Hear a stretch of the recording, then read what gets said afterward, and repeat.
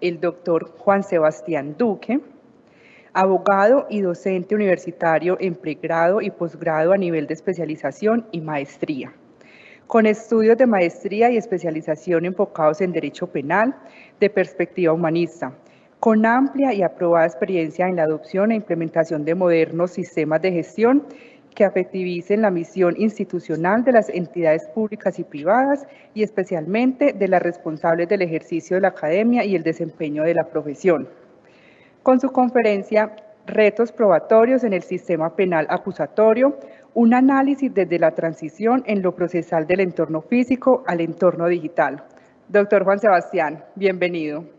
Bueno, muy buenos días, muchas gracias a ti. Sea el espacio adecuado, en primer lugar, para agradecerle a las autoridades académicas de la Universidad Remington. Es menester indicarles que es para mí profundo alegría y motivo de profundo agradecimiento saberme de nuevo con ustedes en esta que fue una casa en la que compartí unos años importantes de mi vida en la dirección de la primero Facultad de Ciencias Jurídicas y Políticas, y veo pues cómo ha venido creciendo de la mano con las nuevas autoridades académicas, agradeciéndole al señor decano, agradeciéndole al doctor Giovanni Bosch-Agudelo y también en un saludo extensivo al Centro de Estudios Sociojurídicos Latinoamericanos, CESJUL. Pues bien, hoy el abordaje conceptual que queremos proponerles a ustedes se va a circunscribir a unos aspectos ciertamente novedosos, unos aspectos ciertamente interesantes que tienen que ver con los retos que en materia probatoria nos han planteado pues estas nuevas realidades, que están marcadas fundamentalmente por la mediación de las herramientas electrónicas o tecnológicas en las interacciones. Y a esas interacciones o mediaciones o por utilización de plataformas tecnológicas no ha escapado la interacción procesal. Por eso hoy queremos mirar si estas nuevas realidades, sobre todo en lo que tiene que ver con los hechos que puedan llegar a ser objeto de debate, objeto de controversia en un escenario judicial, plantean dificultades para efectos de la consolidación y la estructuración de los capítulos probatorios. Yo me he permitido organizarles una presentación para efectos pedagógicos y en este momento, por favor, déjenme saber si esta es visible para ustedes. ¿Pueden observar mi presentación? Sí, profe, la tenemos. Bueno, muy bien. Digamos, metodológicamente vamos a dividir esta intervención en varias fases. Lo primero es la identificación de los retos probatorios en lo que tiene que ver con la evidencia digital, una suerte de aproximaciones conceptuales frente al fenómeno. En segundo lugar, vamos a hablar de la metodología para su extracción, para su recuperación. De allí partiremos a los métodos, digamos, ampliamente utilizados, sobre todo por disciplinas de orden forense, las pericias y demás, que dan cuenta de su recolección, y finalmente la posibilidad y los retos que plantean para su admisibilidad en determinado proceso penal. ¿De acuerdo? Vamos entonces a transcurrir esa ruta metodológica en tres momentos. Justamente en clave de la aproximación conceptual, vamos a decir varias cosas. Queridos profesores y queridos amigos que comparten con nosotros este diálogo académico, digamos que de antaño ha existido esta cierta ausencia de diferenciación conceptual entre lo que es una prueba electrónica y un documento digital.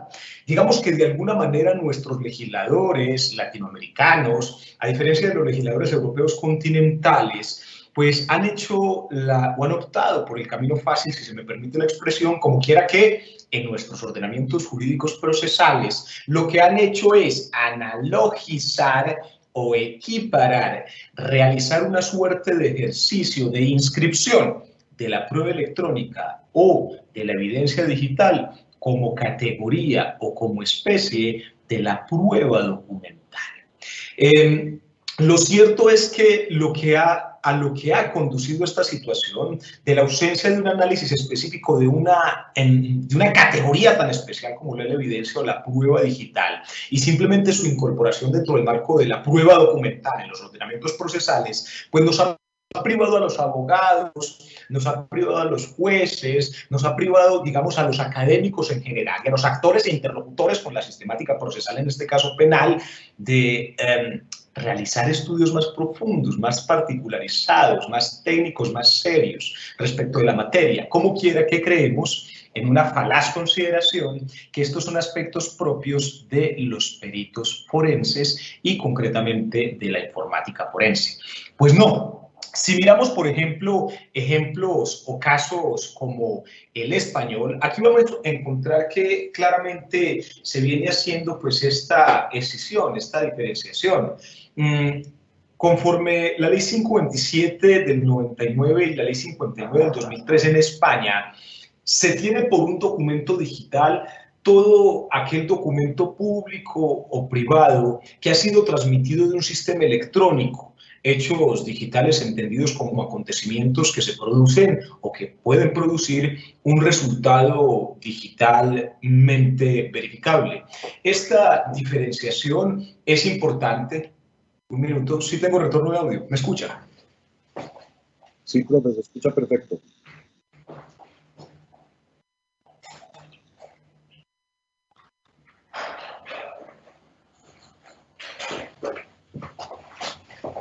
Hola, hola.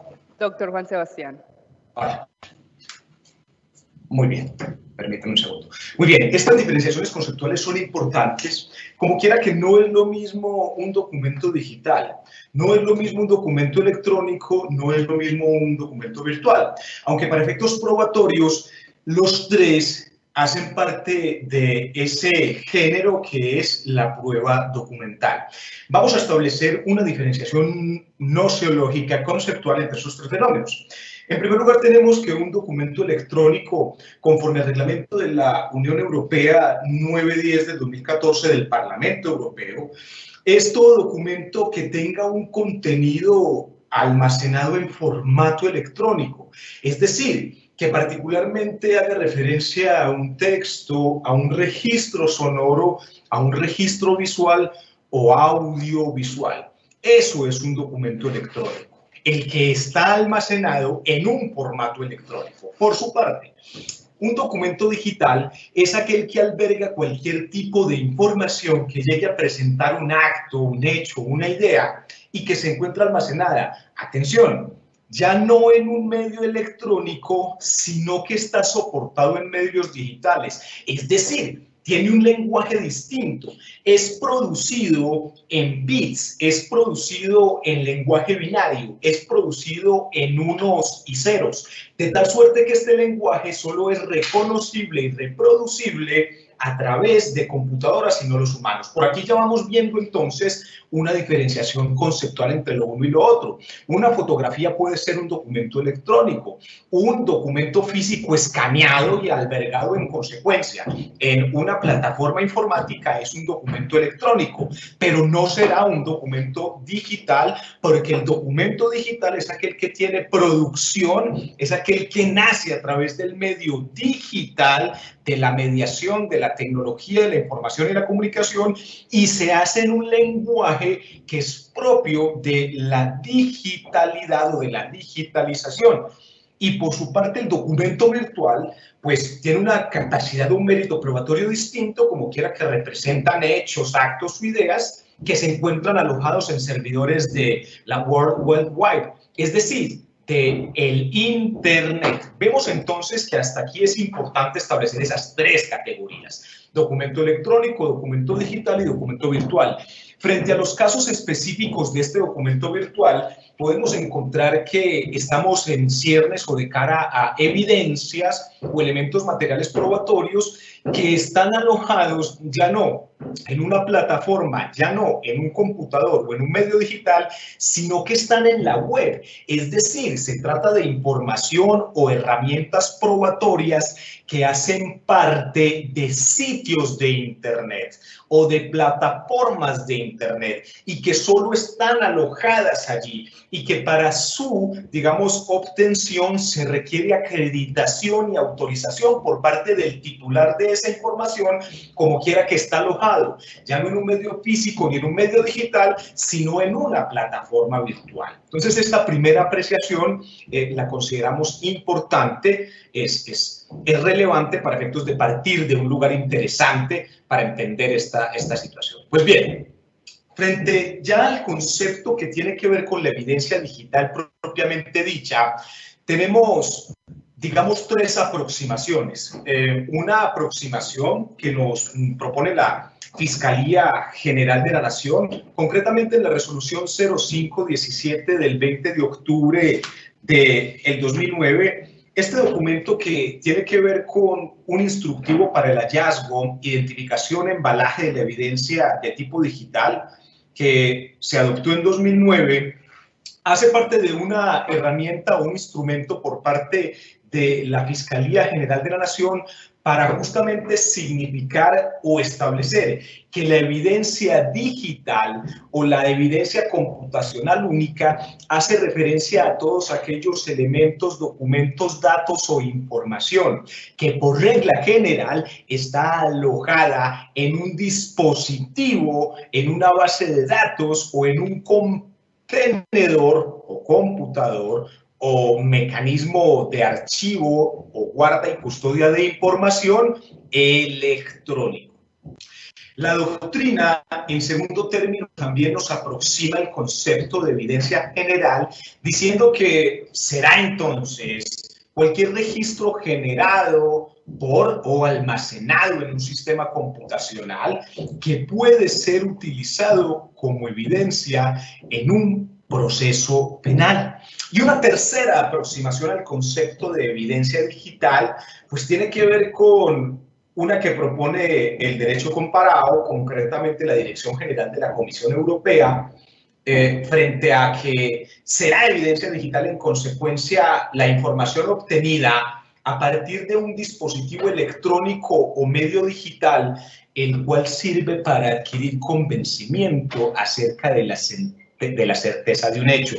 Vayan notando que hay lugares comunes en la diferenciación y en la conceptualización de lo que nos plantea el concepto, la categoría jurídica de la evidencia digital.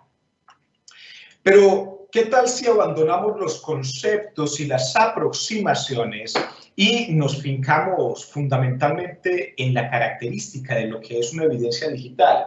Es decir, si ya entendimos entonces que es aquella información que se puede rescatar de archivos que pueden ser digitales, virtuales o documentales, pero que fundamentalmente pues, pasan por la mediación de las tecnologías de la información y la comunicación, entonces tiene varias características importantes. Esa información relevante para ser utilizada en un proceso penal encuentra varias características. Lo primero es que la evidencia digital refleja, queridos amigos, discusiones muy profundas de orden procesal y procedimental relacionadas con su identificación y su adquisición. Es decir, digámoslo, y lo voy a colocar ya para aterrizar un poco más el discurso y la exposición en términos reales y prácticos. Miren, yo estoy en un proceso, en este momento es un megacaso, en el que entonces el órgano de investigación penal decidió que para efectos de extraer información relevante para acreditar, hacer más probables los hechos que son materia de investigación en un caso suyo, la Fiscalía necesitaba toda la información alojada en un computador que se encontraba en las instalaciones de una empresa. Y entonces accesó a el equipo como tal, que ahorita lo vamos a ver, y analizó toda la información que hace parte del equipo como tal. Pues atérrense ustedes cuando a mí en el descubrimiento de los elementos materiales probatorios para acreditar la existencia de una hipótesis criminal, la Fiscalía me descubrió, me enunció y me trasladó 60 álbumes de Camilo VI. 60 álbumes de Camilo VI y me dijeron que era de evidencia relevante y que hacía más probable la existencia de la conducta punible simplemente porque estaba alojada o contenida en ese computador que fue objeto de recuperación y análisis en esa supuesta escena del lugar de los hechos, en donde aquí lo que vemos nosotros es que hay grandes problemas frente a la identificación de la evidencia de lo que es jurídicamente relevante para los hechos que son objeto de investigación y pues ahorita vamos a plantear un par de discusiones frente a eso. Pero son tres las grandes características al margen de esta discusión frente a la evidencia digital. Lo primero es que es claramente volátil. ¿Y a qué hace referencia esta característica de la volatilidad de la evidencia digital? Pues ciertamente a que la información o los datos que están contenidos en esos dispositivos pues son mudables, son mutables, son modificables, es decir, están sometidos a constante cambio porque la información que está obtenida, o mejor que está alojada en estos dispositivos electrónicos, pues es dinámica, ¿de acuerdo? Usted puede ir hoy a una página web y encontrar determinada información y mañana, o incluso 2 horas después de su búsqueda, su análisis, la información no será la misma. De suerte que cómo lidia el derecho probatorio con una circunstancia de esta naturaleza. Es decir, frente a la volatilidad del dato, ¿cómo hago para recuperar, identificar, analizar, luego utilizar probatoriamente en un proceso ese dato si el dato es volátil? Primera característica, y este es uno de los grandes retos de la evidencia digital. El segundo de los retos tiene que ver con la eliminabilidad, y esa eliminabilidad de la evidencia digital, pues lo que nos viene a significar es que ella puede desaparecer fácilmente mediante hechos deliberados o situaciones fortuitas. Es decir, esta información puede ser deliberadamente, por quien no quiera que se conozca, eliminada, y al margen de la forma en lo que haga. Es decir, porque usted puede eliminar determinada información de un dispositivo, o mejor de una carpeta, pero quedará alojada parte de esa información o la totalidad de la misma en un disco duro. Y entonces eso nos plantea otro escenario de extracción forense que es bastante interesante y que ahorita vamos a revisar. Pero puede ser eliminable deliberadamente o puede ser eliminable o desaparecida por situaciones o casos fortuitos. Digamos que se mojó el disco duro, digamos que el contenedor sufrió una avería por una falla eléctrica y se perdió toda la información. Entonces eso es otro de los riesgos que plantea la evidencia digital, que hacer entonces en un evento de esa naturaleza cuando yo pretendo utilizar determinada información en el marco de un proceso como tal.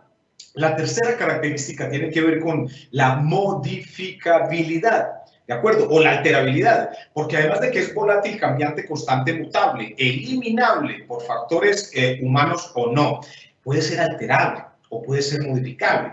Esto quiere decir que justamente esos datos o esas evidencias digitales orientadas a la acreditación de determinado hecho o circunstancia con efectos jurídicos en el marco de un proceso, bien, pueden ser, ojo, fácilmente pues modificables, y lo complicado es que esas modificaciones pueden incluso resultar imperceptibles al ojo humano. Se necesita experiencia, experticia y herramientas idóneas adecuadas para poder, digamos, establecer si se ha alterado o no ha alterado un medio probatorio o una evidencia digital conforme a la capacidad demostrativa que tenga en un proceso. Pues bien, esos retos probatorios que van de la mano con las características y lo que es la evidencia digital y lo que nos plantea este escenario tan interesante, pues nos lleva a un segundo momento. Sí, y es listo, ya identificamos qué es una evidencia digital, ya sabemos para qué sirve, qué puede hacer y cuáles son sus características. Ahora, Juan Sebastián, ¿qué hacemos para extraer o para recuperar esa evidencia digital? ¿Cuáles son los protocolos o los procedimientos a los que debe ceñirse, ajustarse? Debe reunir pues un protocolo para poder conseguir adecuadamente y luego utilizar probatoriamente, si ese es el propósito de la evidencia digital en un proceso penal, en el marco de la Ley 906 del 2004.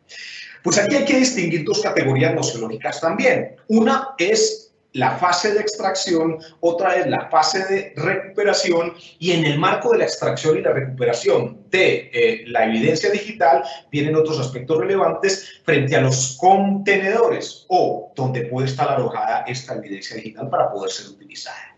Lo primero es que frente a la extracción, para extraer una evidencia digital, ojo, hay que entender que esa acción de extraerla es simplemente o no es otra cosa que acceder a una información alojada en un sistema de archivos o que funciona como intermediario, o en varios sistemas de archivos que funcionan como intermediarios. Entonces, yo extraigo la información que existe y que está contenida en determinado contenedor o continente de archivos. Y lo que tengo que hacer es tomar o físicamente el contenedor y analizarlo, o revisar partes del contenedor o del contenido en orden a recuperar lo que necesito.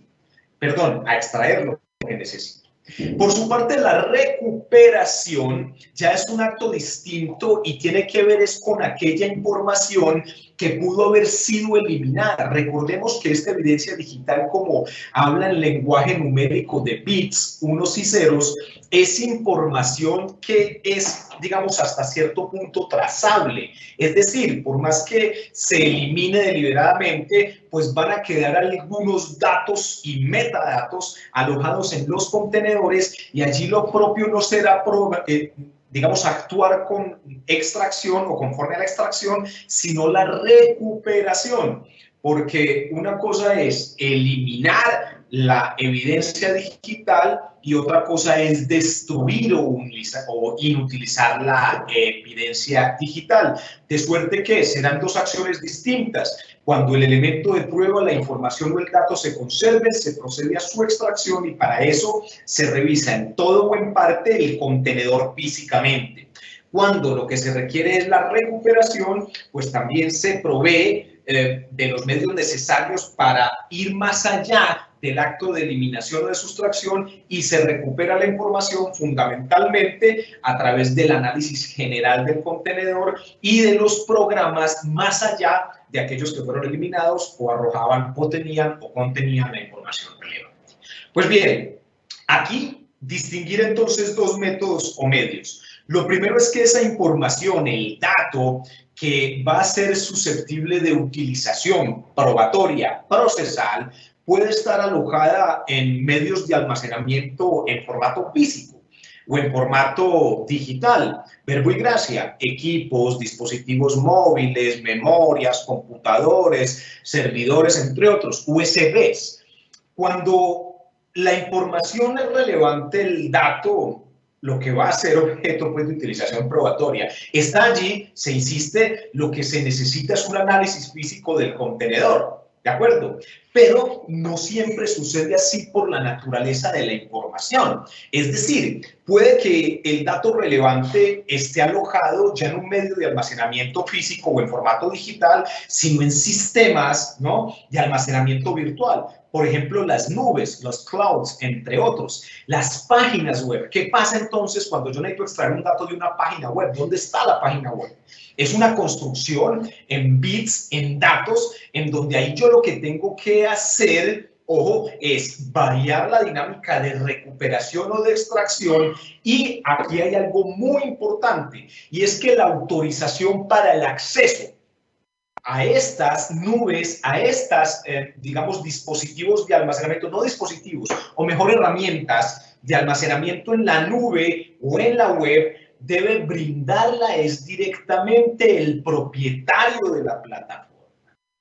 Lo que sucede con los correos electrónicos, lo que sucede con las plataformas de comunicación de redes sociales, Facebook, entre otros, porque allí el titular de la información, como quiera que media una plataforma tecnológica o un sistema de almacenamiento virtual de información, es el propietario de la misma. Luego, él es el titular de la aquiescencia, del consentimiento de la autorización para su acceso y abocar las actividades bien de extracción o de recuperación. Muy bien. Identificado todo esto y que ya sabemos qué es la evidencia digital, ya sabemos dónde la encontramos, las distinguimos desde sus tipologías, especies o características también, y ya sabemos dónde pueden estar alojadas y de dónde se pueden traer, recolectar o reconstruir, extraer. Vamos a ver cuáles son los métodos de recolección o de recuperación mayormente utilizados, digamos, para efectos forenses y justamente para utilizarlos como instrumentos en un proceso penal. Entonces, digamos que los estándares internacionales aquí han establecido varios métodos, entre ellos hay uno muy importante que se llama el método de recolección PURI, es decir, proceso de unificación, de recuperación de información. Este proceso PURI que se insiste refleja y se ajusta a estándares internacionales, entre otros, tiene varios pasos. Y aquí voy a detenerme un poquito más con la venia de ustedes. Sé que el tiempo apremia, pero créanme que estos son temas que no le podemos dejar ni los abogados, ni los jueces, ni los académicos, ni los litigantes a los peritos forenses y a los informáticos forenses. Tenemos que saber de esto. Esto no es ciencia oculta. Esto es de hoy, es del día a día y nuestros procesos hoy son virtuales. Bien. Este método PURI o proceso unificado de recuperación de información pasa por una primera fase que tiene que ver con la identificación de las fuentes de información. Es decir, mire, con el aislamiento de la escena. Excúseme. El aislamiento de la escena tiene que ver con el aseguramiento del dispositivo, el aseguramiento de la zona, el aseguramiento del contenedor o el medio que alberga la información o la evidencia que se espera recolectar. Y ello es menester porque hay que garantizar que justamente pues hayan condiciones de absoluta objetividad e imparcialidad, asepsia, si se me permite el término en una analogía desde la salud a lo jurídico, del contenedor o de la información de la cual se va a extraer el medio de prueba. Entonces, sucede igual es la escena de un crimen. Es decir, si ahí lo que estamos investigando es determinados hechos con relevancia jurídica, pues la prueba no la vamos a encontrar en un lugar físico, pero sí existe un espacio temporal o una circunscripción espacial en donde hay un contenedor que aloja determinada información que es relevante, luego hay que aislarla, luego hay que custodiarla y hay que protegerla. Una vez se hace esto, lo que se procede es a la examinación y a la recolección de la información.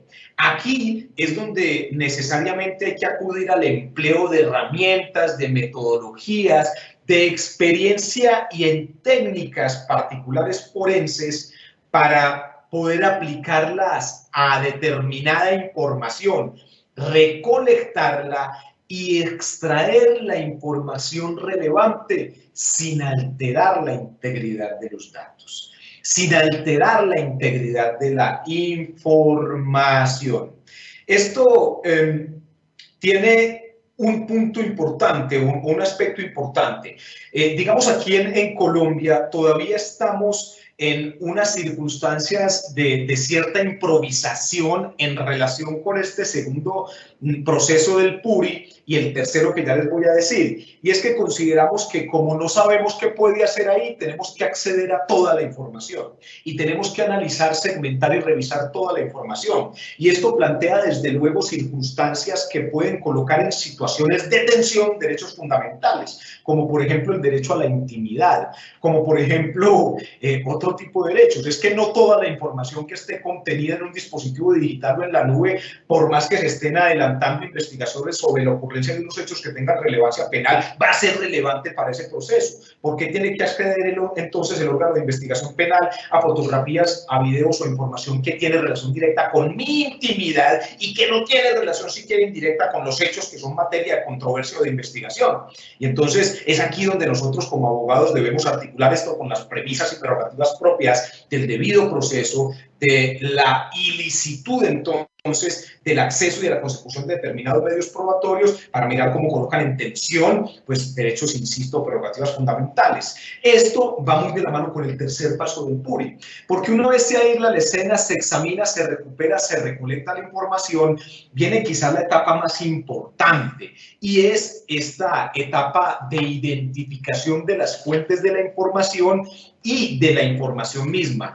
¿Por qué? Porque es que entonces dentro de todo ese tamizaje que debe realizarse en el segundo y tercer momento del PURI, se debe segmentar y se debe categorizar aquel dato o cúmulo o núcleo de información que es importante con el evento o los eventos que están siendo investigados. No todos los eventos, ojo con estos, que revelan, reflejan o son contrastables en la información recogida serán de necesaria utilidad o pertinentes para ese proceso penal en concreto. Luego, la fase de evaluación e identificación, ojo con esto, de los elementos o de la evidencia digital o del contenido de la evidencia digital encontrada y analizada es capital para pasar ya al cuarto momento del proceso unificado de recuperación de la información y tiene que ver con el análisis de los datos.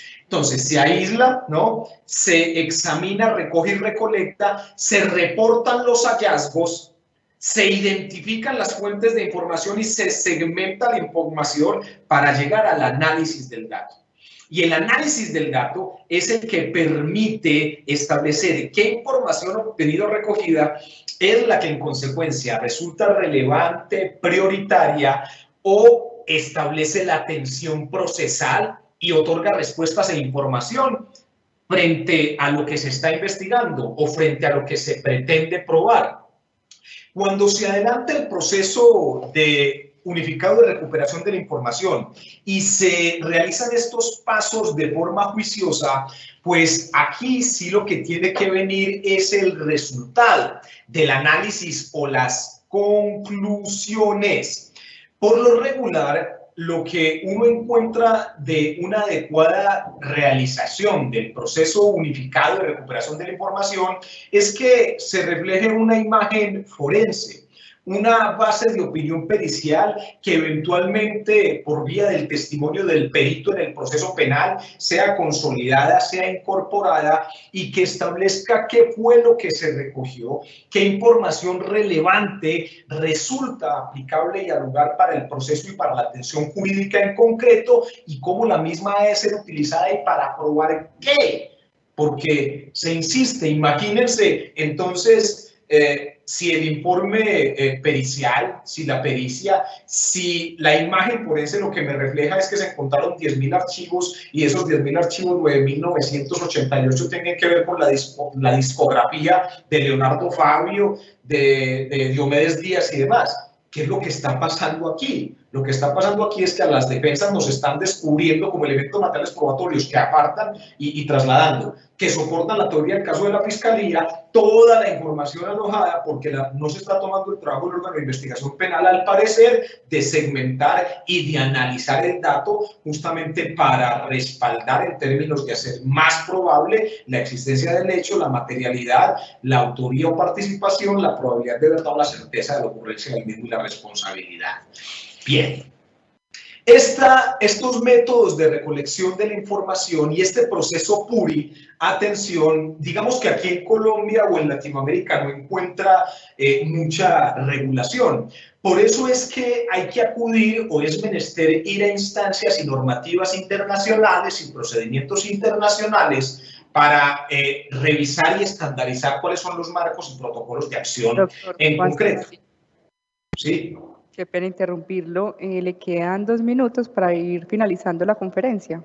Listo. Entonces, aquí tenemos la normativa y los procedimientos, pues, para que ustedes lo vean, ¿sí? Y finalmente vamos a mirar a la admisibilidad. Entonces, cuando se siguen estos requisitos, cuando se sigue este procedimiento, cuando se sigue esta lógica, pues obviamente tenemos que mirar los requisitos de admisibilidad que hacen parte de los artículos 375 y siguientes de la Ley 906 de 2004, en términos de pertinencia, ¿de acuerdo? En términos de admisibilidad probatoria, pero en tratándose de evidencia digital hay que revisar también otros dos aspectos, que son permítanme un segundo, la relación lógica del medio de prueba, entendiendo como relación lógica aquella que existe entre el hecho objeto de la controversia y la evidencia digital o el cúmulo de ellas que pretenden utilizarse en concreto. ¿Esto para qué? Para establecer pues cuál es la capacidad demostrativa del hecho que tiene determinada evidencia digital en concreto. Y frente a la utilidad, legalidad y licitud, pues hablamos de nuevo que se refiere a la capacidad demostrativa de la evidencia digital como fuente probatoria. De allí que hay varios temas que tengan que revisarse, y es si en el análisis de la evidencia digital en concreto, si en el análisis del medio de prueba legal en concreto se encuentra que cuando menos se violentaron derechos o garantías fundamentales o que se accedió y se utilizó información que hace parte de la expectativa razonable de intimidad del afectado, por ejemplo, o que es información confidencial y que no guarda relación directa o siquiera indirecta con los hechos que son materia de investigación, pues esa tensión constitucional plantea problemas muy graves que necesariamente tienen que ver con ilicitud probatoria. Pero en términos de legalidad del medio de prueba, tenemos que decir que el no ajustarse a los protocolos unificados, por ejemplo, o no seguir las líneas procedimentales que nos establecen, digamos, la normativa internacional en términos de la recolección, de la recuperación, del tratamiento de datos e información digital o evidencia digital, puede dar lugar a que por violación al debido proceso, atención, o por, digamos, irregularidad de la consolidación en la construcción y la materialización del medio de prueba, pues este pueda tornarse ilegal. Esto es un debate y es digamos, un tema muy largo, es un tema muy retador. Yo espero haber no absuelto dudas, sino haber generado muchas dudas en ustedes. Ese era mi propósito hoy. Por eso se trató de un abrebocas, y para ser justos con el tiempo y la gente de la metodología, los invito a abogados, académicos, a jueces, a partes intervinientes y cualquiera que esté interesado en este esquema, que necesariamente no sea un perito forense, un informático forense, a que se aproximen al estudio de la evidencia digital, porque este no es el mañana, este es el ahora, y al análisis de estos medios de prueba en particular nos está direccionando nuestra práctica jurídica en la actualidad. Muchas gracias a todos.